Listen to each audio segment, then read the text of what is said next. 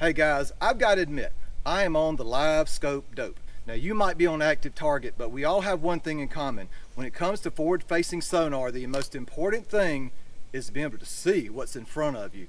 I've been running traditional batteries all of my life, but just last week I ordered some lithium batteries, so I want to see if they're worth the hype. So today I'm going to be shooting some scenes with my traditional lead batteries, and then tomorrow I'm going to have my friend Steve Morris over in Crossroads, Alabama. He does all of my motor work. He's going to install some new batteries and a charger. Then I'm going to take the exact same scenes that I'm doing today, and I'm going to put them side by side with the new lithium batteries, and we're going to see if they'll make a difference and if they're worth the hype. Hey guys, you're about to see three different screens. One screen is going to be my lead acid batteries. The other screen is going to be my lithium batteries. The one down in the middle, that's going to be one that I'm going to tell you about at the end of the video. It's the one that Garmin told me that I could not do. All right, so this is going to be my first test. And if these yellow flies don't eat me alive, I'm going to be able to finish it. I've got a tree right here that I'm going to be able to mark my spot. And right up in front of me, I've got a tree top in about 9 foot of water. And we're going to see what it looks like on my old batteries and what it looks like on my new lithium batteries.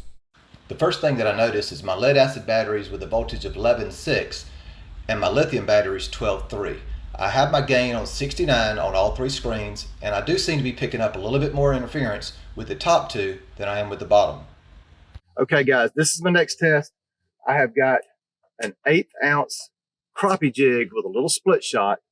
I've set this on about 38 feet, so I'm going to flip this out and see if we can see it. This is probably the screen that means the most to me. I want to be able to see my crappie jig from the time it hits the water until I get it back to the boat. And the top two screens, I'm losing it along the way. There seems to be some blind spots. Now the one down at the bottom, it looks a lot better. There's not a whole lot of interference, and I can follow my jig all the way back to the boat. Hey, you know, whenever I'm crappie fishing, I'm constantly looking for fish out in front of me. I've marked my spot, and I'm going to be shooting about 50 feet out in front of me just to see what it looks like on the old batteries, and we'll compare it to the new batteries.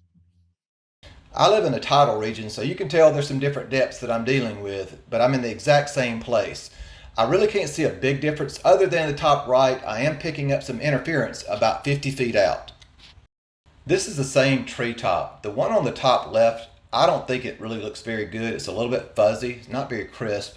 The one on the right is okay, but the one in the middle is my choice. I think I can see the fish, I can see the limbs a little bit better. So if I had to pick, that would be the one for me.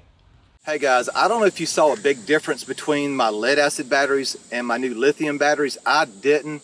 These particular batteries do come with an 11-year warranty. So you know the old saying, buy once, cry once, it certainly applies here. And with my batteries, I generally go through them about every 3 years, so it is going to equal out in the long run. The other thing that I did notice is my boat's really heavy, and I lost 124 pounds of battery weight. So in the long run, that should help me with my gas mileage and probably the performance of my boat. So I got to find a silver lining somewhere.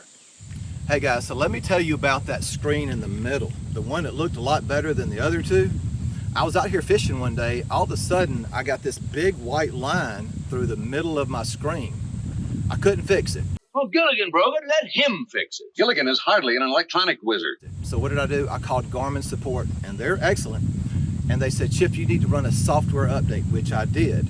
I came back out here, and then all of a sudden, my field of view wasn't as good. I couldn't see my crappie jig. I couldn't see the crappie. Now, I don't mind running updates on my cell phones. I do it all the time. But when it comes to my depth finder, I'm a little bit hesitant because when I have something that I really like, I don't want to change it. So I got online because I was just convinced there's got to be a way. So I found a video by the Garmin guru. Wait a minute. Gilligan has moments of brilliance. He knows everything there is to know about Garmin products. And he had a video that I'll put in the description below on how to do a forced update. So I found an SD card in my desk from 2022, June, and I put that in my unit. It looks great, I love it, and I will never do another update unless absolutely necessary. So take it from me, if you can see the fish, if you can see the bait, if you can see the bottom, don't mess with a good thing just because there's a new update.